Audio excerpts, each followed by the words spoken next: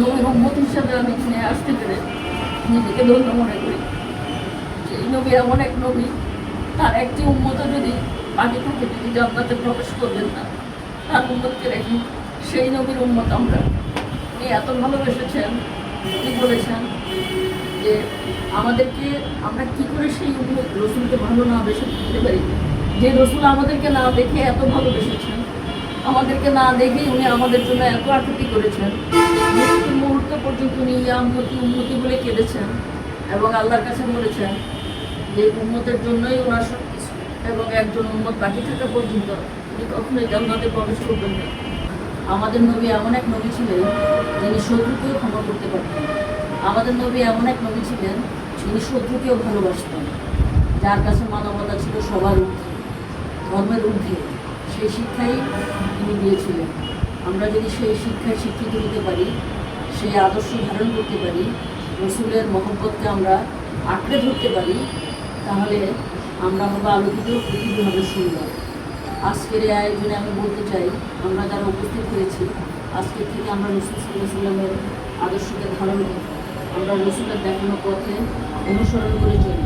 তাহলে আমরা অন্তত মানুষ হতে পারবো। রসুল সাল্লাল্লাহু আলাইহি ওয়াসাল্লামের বিদায়ী পথ যদি আমরা, বিদায় হজের যে ভাষণ, সর্বশেষ ভাষণ, তাতে উনি যে কথাগুলো বারবার উল্লেখ করেছেন, আমরা যদি তা পড়ি, তাহলে আর কোনো কিছু দরকার হয় না। ওই ভাষণটা যদি আমরা অনুসরণ করতে পারি, পৃথিবীর শ্রেষ্ঠ ভাষণ হিসেবে, পৃথিবীর শ্রেষ্ঠ আদর্শ হিসেবে ওই একটি ভাষণ উল্লেখিত।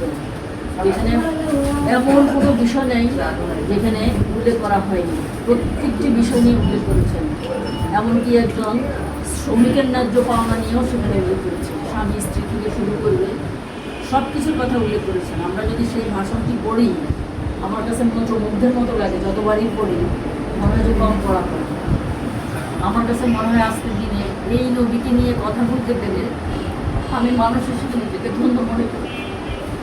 সেই নবীর উম্মত হয়ে আমরা নবীর জন্য কিছু করতে পারি নাই, এমনকি তার দেখানো পথেও আমরা চলতে পারি না।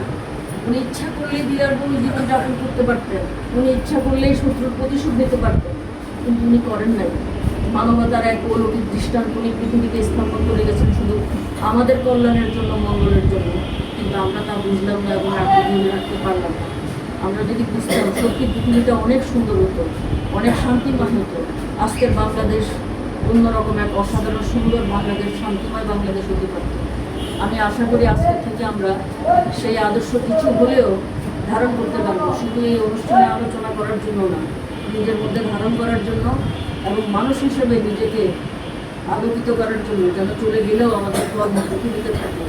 সেই মানুষ হিসেবে তৈরি করব নিজেকে, সেই আদর্শ ধারণ করার চেষ্টা করব। এখানে যারা আছে আমাদের এই কথাগুলো যেন আমরা আমল করতে পারি, প্রত্যেকে সেই হিসাবে যেন চলতে পারি, জীবনযাপন করতে পারি। আজকের এই অনুষ্ঠানকে আল্লাহ রাব্বুল আলামিন কবুল করুক। প্রত্যেকের এই উপস্থিতিকে আমি অবশ্যই অভিনন্দন, ধন্যবাদ জানাই। সবাইকে মোবারকবাদ জানাই ঈদে মিলাদুন নবী উপলক্ষে। আসসালামু আলাইকুম।